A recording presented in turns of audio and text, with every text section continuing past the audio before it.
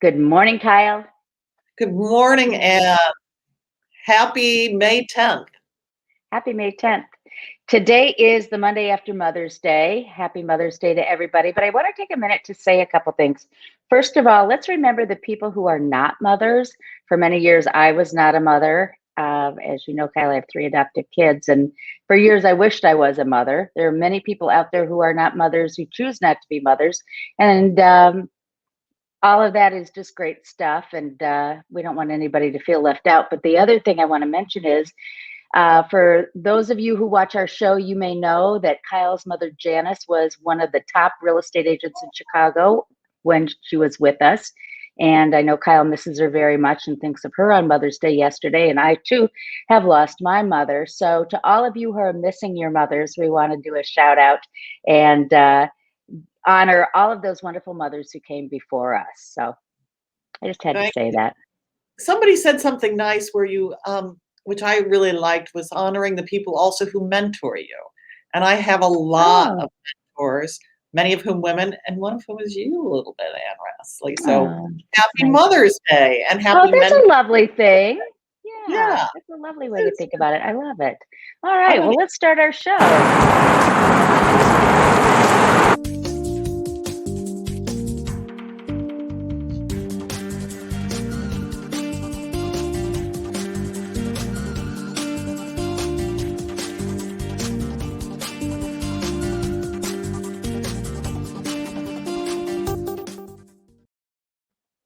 All right, here we are, ready to start our show. We got a lot going this week. We've got stats, we've got cool properties, and we have a new segment called Pro Tips or Ask the Expert. Well, you'll see. Yeah. So let's start with. No, I was just going to say, we thought we would really give everybody the inside scoop on stuff maybe realtors know about that you might not know about. And we want to bring you into the loop. So. All right, let's start with stats. What do you got? Okay. Well, as you know, let me see if I can find them here. Here we go. I had such a pretty front page, I couldn't find it at first. This is the first time we've been able to do April stats. Isn't that a pretty picture? Yeah, I'm trying to, that must be a drone because there's no building right there. That's beautiful. Isn't that cool? All right. Wow. So here's the news. This is Chicago. We've been talking about how supply is dwindling, meaning there aren't enough homes for people who want to buy them. And there's less than 2 months supply in all of Chicago right now through April. If you look at it by neighborhood, you can see that here, like almost none is Avondale. And that's that area that is predominantly single family homes just north of Logan Square. And that may be one of the lowest. They've got 1 month worth of inventory. And then North Center is the highest of these with a 1.4 month worth of inventory. There's just nothing out there to buy right now. People, sell. We need you to sell. All right, supply of condos. I wanted to give you an update here. Remember, the Loop and Near North have been lagging behind with higher inventories. This has been ever since COVID of last year, but it's getting better. As you can see, the Loop now has only 10 months worth of inventory. Near North has 9.7. And you know what? It's coming down. See that? I mean, look how we were high up here. We're coming down. There was a great article in Sunday's Tribune real estate section about the fact that there are more condos than single family homes and how that is a real opportunity for buyers, because condos will come back and condos usually are the ones that have that drive the market. So to be able to get a condo and a condo that you like, because there's a lot on the market at a good price, opportunity and at great rates, what an opportunity. So right. And a couple other things to think about, Kyle. I was out this weekend and it looked like we were back with the amount of traffic, the number of people walking Michigan Avenue, walking in the parks. It feels like it's coming back. We had fireworks on Saturday night for the first time in a year, which was sensational. I can't wait till they put Buckingham Fountain on. But you make an amazing point. And then the other thing is this, these condos are going to come back, but condos are an amazing investment opportunity. Don't just think of like a single family or a multi-unit. And the beauty of a condo as an investment is you don't have to worry about the exterior because you're paying an assessment. You know what I mean? So it's a real turnkey investment for people who want to invest in property but are a little skittish. So you're exactly right. There's some magnificent, in fact, I just listed one at 525 Halsted for $295. A Wow. condo. Yeah. Across the street from the Blue Line stop. And it's 1,000 square feet. I'll show you a picture of it later, but thank you for making that point. That's a very important point. All right.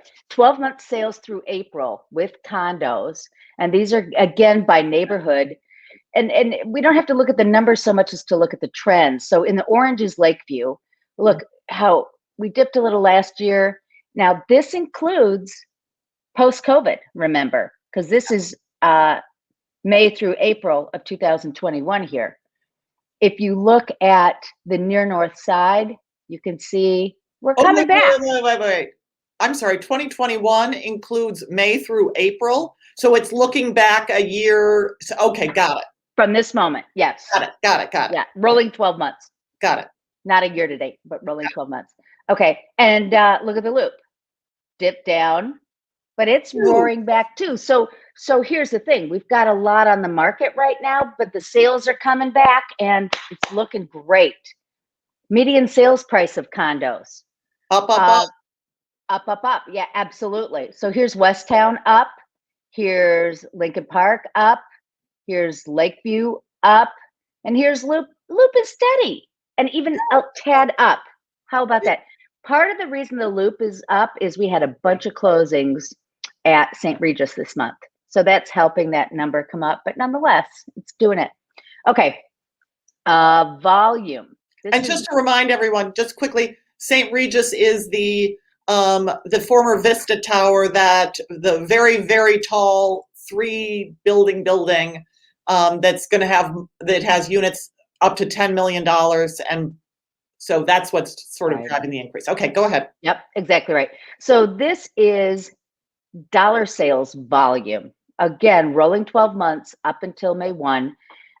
So near north side, volume is down. Not a big surprise, but again, that's the opportunity. If you look at Westtown, not a surprise. That's the purplish up. And then Lakeview took a little bit of a hit last year before, but this year it's up. Way up. And then the Loop again. Oh, excuse me. Lincoln Park. Blue is Lincoln Park. And you know what? These are single families, but it's total dollars. Okay. Anyway, the point is we're healthy. Yes. Median sales price of single family homes. Okay. So let's start with the near north single families. That includes your neighborhood, that beautiful Gold Coast where those single family homes are $3 million. So they've taken a little bit of a dip, but you know what? You know this like I know this. There aren't that many that sell each year. So I don't know that this is as indicative of a trend as just kind of what's happening in the year that, people decide to sell one particular property. In Lincoln Park, a little bit of a dip and up. So the median sales price, can you read that? $1.6 million. $1.6 million. Yeah, that's the median sales price of a single family in Lincoln Park. If you look at Lakeview, $1.4 million, a little down, $1.4 million. It's pretty steady in Lakeview, and Westtown's steady as well. And that's it. That's what I've got for statistics. Statistics can tell you anything you want to know, but I just, in general, we don't have enough properties on the market. So if you're thinking of selling, do it. If you're thinking about investing, now is a good time to do it in the right properties. So and in the right there you go. Yeah. Well, here's the thing. There's the lack of inventory is playing out all over the country. NPR's 1A that plays on our local station at 10 a.m. and at, I think, 9 o'clock p.m., is going to do a whole show on how desperate things are around the country. I have a friend who's buying in South Carolina, and she's outbid. It's chaos for buyers trying to buy because how few properties there are and how many buyers that are looking. So it's a lot of people think, oh, this is being ginned up by the real estate brokers. No, people want to move. Yeah. And there's not enough property on the market. And it's becoming a real problem. Not enough has been built in the last few years, especially single family homes. And there's just not enough in the market. So well, and I think part of it is too, there are jam ups because people want to sell, but unless they have a place to land, they don't want to go on the market. And that's why they need us to help them make that maneuver. Maybe, call some people and say, hey, if I brought you somebody, would you sell? That kind of thing. So, yeah. So it's tricky. And remember, we had Carol Ann Bosarth on, who talks about ways, if you are worried about where do I go, bridge loans, things you can do, places you can go. Anyway. Yeah. Oh, we haven't got our names back. Hello. There we go. So anyway, yeah. Shall we jump to our new segment on pro tips? This is going to be totally off the cuff conversation, everybody. This is not a pretty presentation. So buckle up. So one of the things that a slow market can do is make a seller frustrated. And what a hot market can do for a buyer is make a buyer frustrated, sometimes with their agent. So, Anne, if somebody asked you, how do I change agents? What do you say? Okay. Well, you know what? It can still happen in a hot market too, because what if you're in a hot market, you're in the market today and you're not selling? You might be like, everybody's selling around me. So typically listing agreements are 1-year agreements, and selling is a very emotional thing. So our clients feel very tied to us. I've had people come to me and say, I am so not happy with who I am listed with, and I really want to make a change, but I'm involved in this agreement. Couple things to know. Number one, the agreement is not between you and that agent. The listing agreement is between you and the broker. So my clients, when they sign a listing agreement, they note that I'm the designated agent, but they're actually listing with Baird Warner. So if somebody's with another company and another agent and they're unhappy, yes, it's a situation with the agent, but it's also a situation with the broker. So it is a legal contract. There are, however, ways that you can get out of it if you try. If somebody came to me, which they don't, but if they did, and they said, I am just really not happy. Things are not going well. I really feel like I need to make a change. I'd let them out. I don't want anybody listing with me. And I think there are a lot of brokers out there who feel the same way, don't you? I do. And that's the nice thing about Baird and Warner. They're not going to hold on to you if you're unhappy. It's not in their interest. They might offer you a different agent, but if you're unhappy and you just don't like the whole situation, they want you to be successful. We all want our buyers and sellers to be successful. So, right. Yeah. So now there are other ways. Yeah. So if somebody came to me and said, I'm not happy, one of the things I would say to them is this: if you're still in the middle of your agreement with that other company and you would like to make a change, first of all, speak to the agent and just say you're unhappy. If they don't let you out, talk to the broker, and the broker may let you out. Or as you said, Kyle, they may bring on another agent within that company who might help. The other thing that you can do that I have done is I have given a referral fee to that first agent. It's a way to mollify them and cover the expenses and their time. And so they'll release the listing to me so that I can give it fresh eyes and do what I need to do. And, if that's what it takes to make my new client happy and to get them out of a situation, I'm happy to do that. And there's some people who are conflict avoidant. Sometimes I am too. If you don't want to talk to the agent because you feel like either I've already talked to them and they just don't get it, and I don't want to get in a fight with somebody, just go to the managing broker. The managing broker, Right. this is part of their job. So, Right. and they're on the listing agreement. Just call them up and say, this is what's going on, and explain it. And that managing broker, if he or she is a good managing broker, will help you solve the problem. So That's exactly right. just, yeah.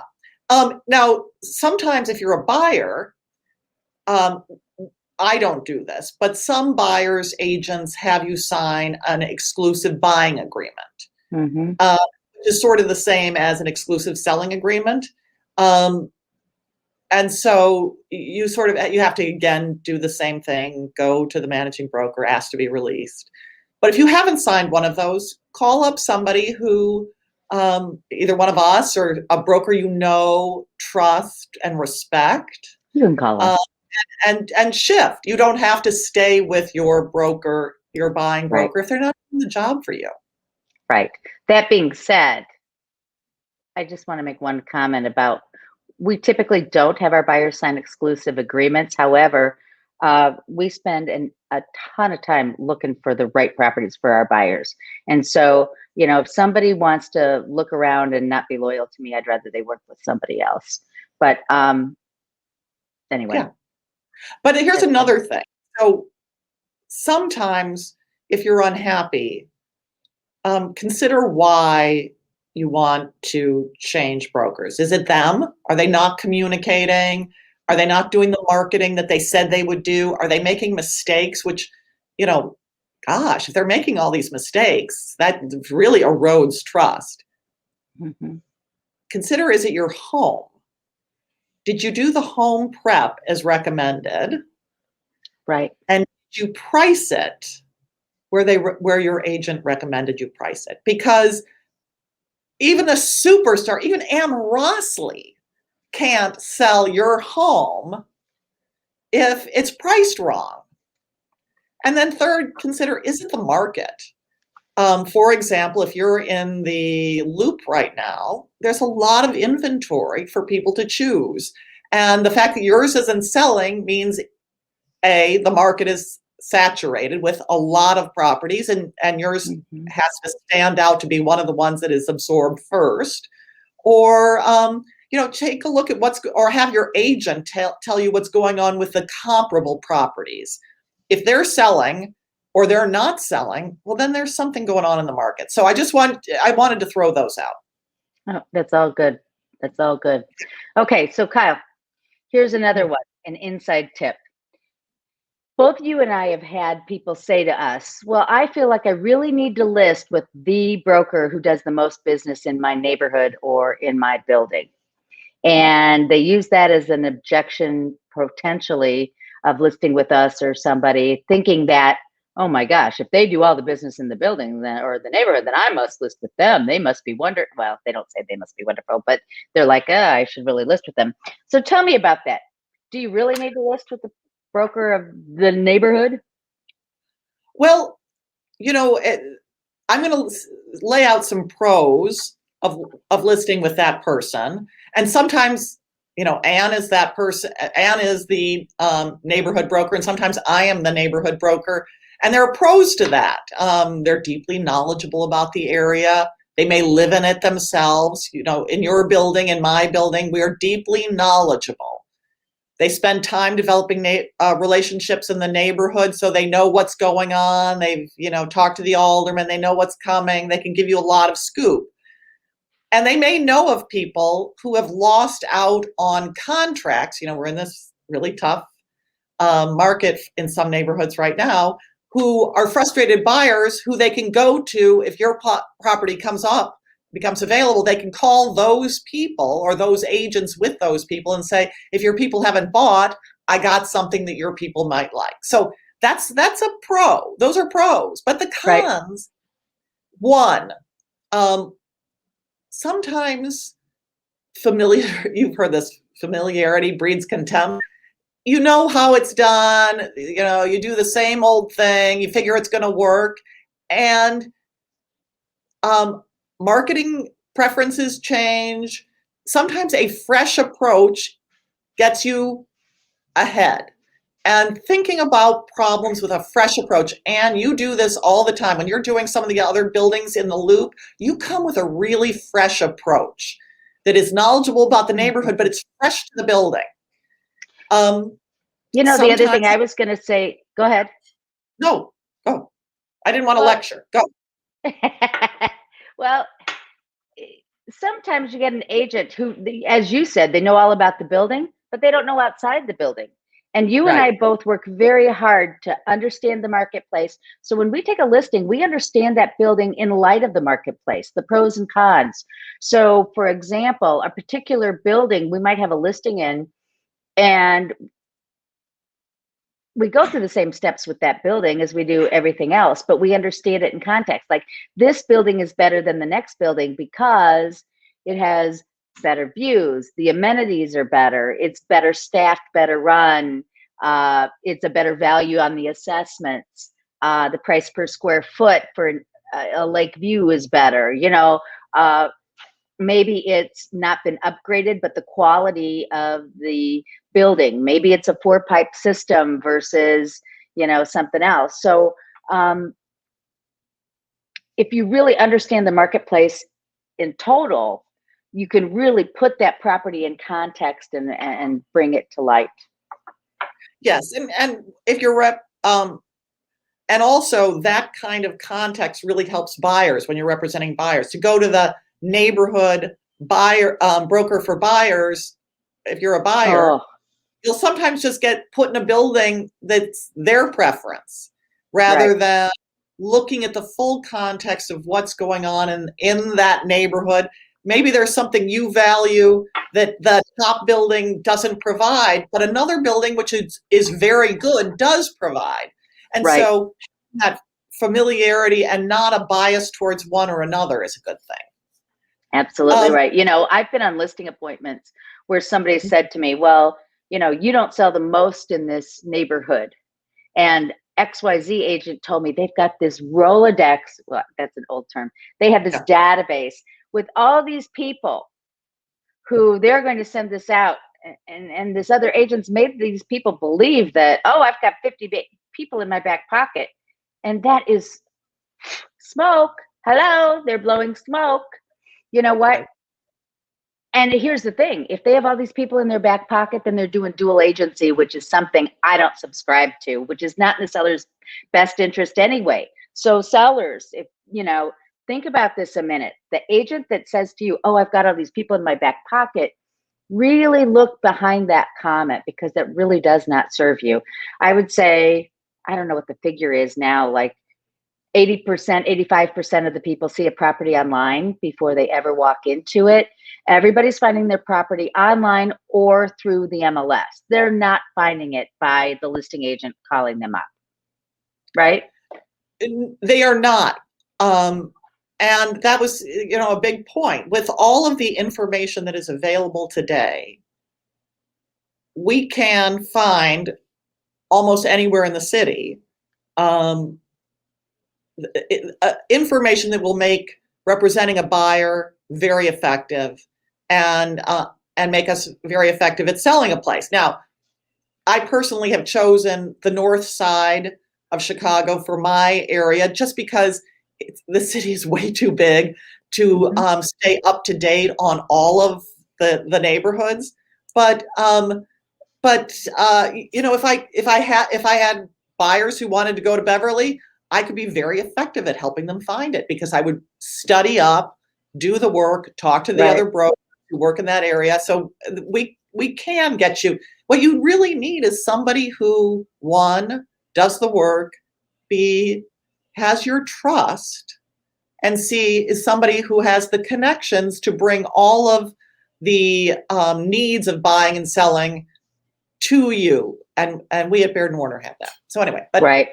Okay, I want to else, make one more last comment about the neighborhood good. broker, and that is there are a few brokers in this city, and this is one of these pro tip dirty little secret things that almost bully sellers into thinking that if they don't list with them, they are going to hurt themselves. They won't get the property sold at the highest price. They're the only agent they should list with. And I've had people come to me and say, I don't know what to do. I feel really bad. This person keeps hounding me. And okay, so if you're being, I don't want to say bullied, but if you feel uncomfortable because an agent says to you, you really need to list with me or you're not going to be able to sell, then you know what? Come to me and I'll help you deal with that. Because what you can say, I can help you. I can even make, and I've done this before, where I've made the call for my client and said, XYZ agent, so-and-so is signing a listing agreement with me today. And they were uncomfortable and they asked me to make the call on their behalf to say that they have made this decision and thank you for your help, but we're moving on. And just, it breaks my heart that there are people out there that feel that uncomfortable about selling a home that is so important and so big a part of their investment portfolio. You should never be made to feel badly about your decision on who to work with. You should you should always feel good about the process and feel like you're working with an agent who's competent, trustworthy, as Kyle said, and has your back. And if you have any problems, talk to us and we'll help you problem solve and figure it out. And we'll make the call for you if that's what it takes. And to be fair, the problem people are few. Yes. Most agents, and I have been delighted by this because I'm, only been in the business now 5 or so years, but I have very rarely run into troublesome people. So we're giving you the pro tips on how to change if you want to change and who to use if you want to use. But I've been really impressed by how professional people are generally. So, good. All right. So those are our 2 tips today. We're almost done. So should we run through some fun properties quickly? Let's do some pretty product. Pretty product. Okay, yeah. You want to go first? Sure. Just because I've got, hold on, let's see. Share screen. Which one? I want to share. For God's sake. I'm moving it over here. Hold on. There we go. Share. Can you see it? Yes. Good. So we decided to give you 2 things that are, or I decided to give you 2 things that are new to the market that look fantastic. So, we've talked before about 9 Walton. This unit 903 is available. Right now it's available for $4.3 million. And you'll see that, the HOA of $2,000 is not a lot for a $4 million apartment. The taxes are significant at $66,000 a year. But it's 3 beds, 3 baths. But you know what? Again, 66 is like 1.5% of value. Yep. That's not terrible. No, it's not terrible. And considering that the person who's going to pay $4.3 million can pay $66,000 a year, right? But it's a good size, a little over 3,000 square feet, and it's got this beautiful terrace. It's a high amenity building, and it's a unit that's growing in value. One of the things that Ann and I have told you is that 9 Walton is one of the few buildings where it was a new building just a few years ago, and the resales keep growing in value. They have not dropped. No one is losing money at 9 Walton. So here is the example. It's a great room style unit, as all of the units are at 9 Walton. So you've got the den, the kitchen, the dining, the living room all together. And you see the big, beautiful balcony.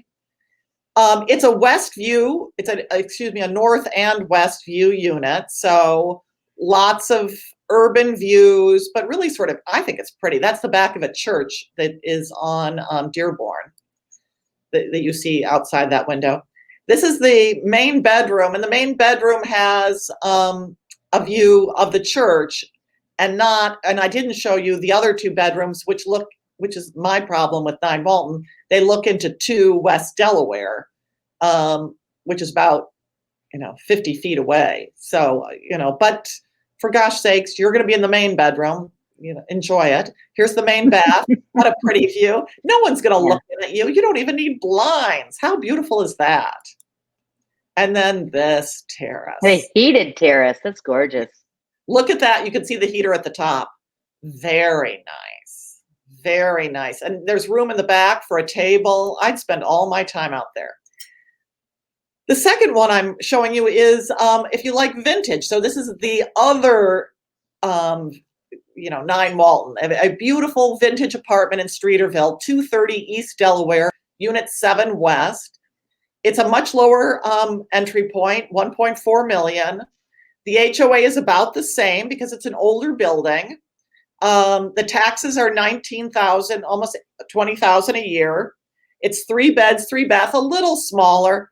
And it's a very low amenity building, but it has a shared garden, and I'll show you the picture of that. So look at this pretty living room, and a huge living room actually, because it could have 3 seating areas. They're only showing 2, but it's like 9 Walton. It's a city view, and here's the other view towards the dining room. Beautiful. Traditional kitchen, closed off, but how nice is that window in a kitchen, huh? And the fireplace door being glass is beautiful, and a butler's pantry. Who doesn't love that? Yes, very pretty. Main bedroom is a very good size, and look at that shared garden. How pretty is that? Lovely. One of the last ones in the loop. I mean, in Streeterville. Sorry. So that's what I got for you. And now I'm going to unstop sharing. Okay, and so I'm going to show you what I've brought to bear today. Let's see. Here we go. All right. So give me 1 second to pull it up on my end. Here we go. This is Richelieu Flats. This is the building right next door to my building. And this is the 5th floor. This is a unit that it takes up the entire floor. Ooh. So here you are getting off the elevator into your vestibule. Oh, there's your living room. Isn't that lovely? Lovely. What's the price? Big open space. Let me pull up my detail sheet here.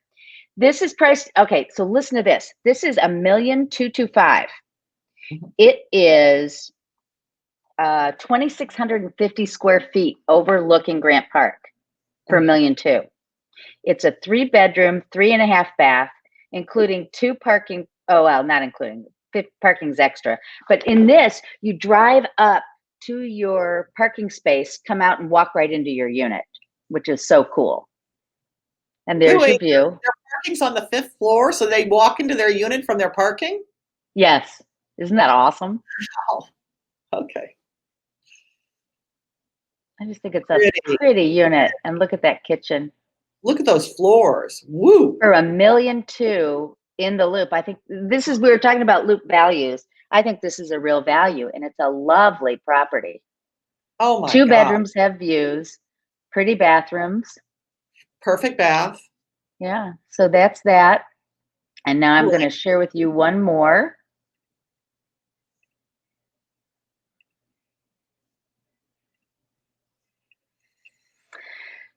How about that view? Huh? I'll take it. Yeah, this is from 340 Randolph looking south. This is Maggie Daly Park, Pritzker, and Grant Park. And that is the view kind of to the southeast of the lakefront. How big is this unit? Okay. I don't remember things. I need my cheat sheets. Okay, so this one is priced at $2,275,000. 2,354 square feet, and the assessments are only $1,244 a month. Taxes are $36,000 per year. kitchen, very sleek open kitchen.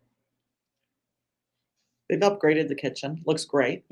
It does. Doesn't that look lovely? The amenities in this building are so nice. Okay, not a fan of the wall color, but that is like the easiest, cheapest. Okay, for $10, we can change that.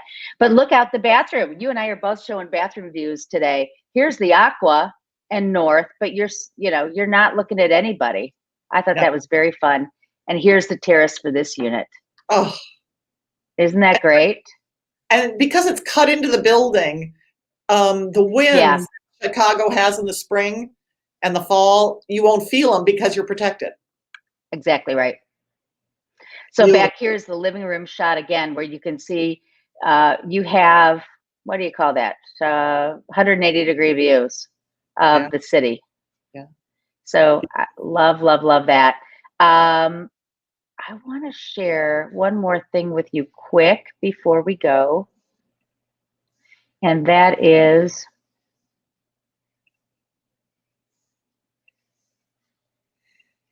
okay, I just want to talk to you a second. We don't often talk about our business that's going on. And Kyle's working on a really big deal right now that she can't talk about, a home over $3 million. So while she can't talk and her lips are zipped, I'm going to take advantage and talk about this. This is my house on Belden that was listed for a week and sold at $2.4 million. Very excited to have that sale. I wanted to show you, because Kyle and I talk about this all the time. I just mentioned to you that $295,000, 1,000 square foot condo that I think is such a wonderful, wonderful investment. This is it. So it's 1,000 square foot loft. It's a sexy brick and timber at 525 North Halsted, which, that area coming up Milwaukee and Grand and just north of Fulton, that is hopping. So to be able to get this for $295 right now is a fantastic deal. It's an investor who's ready to sell. Somebody needs to jump on this. But anyway, you see how pretty this looks? Mm-hmm. That was virtual staging. Love it. So there you go. It shows what that's what it looks like if you walk in today. Yep.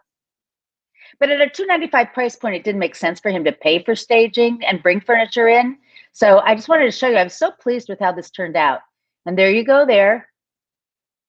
And there's the same view. Uh-huh. And then the bedroom. Yeah. Isn't that cute? Very cute. Very, very cute. And then, sold 6 North Michigan in the Loop. You saw those pictures last week. And then finally, this is coming up. So anybody watching who's looking for a single family home, this is right kind of where Uptown Ravenswood and Andersonville come together. Technically, this is Andersonville. It's going to be on the market for around $800,000. Cute, cute, cute house. So within 2-3 weeks, that'll be on the market. So I wanted to share that with you. If you're watching and want a house, call Ann Rossley now. Call me right now, right before it comes on, because it's going to sell fast. It's going to sell in a minute and a half. Oh, beautiful. So anyway, that's it. We're busy. We're hopping. We're going. All righty. Excellent, excellent, excellent. Well, thank you for joining us today. And next week, we'll have more insider tips, more interesting properties, more information about what you can do to be successful in this market. Sounds great. Thanks so much, Kyle. Good seeing you. We'll see you next week.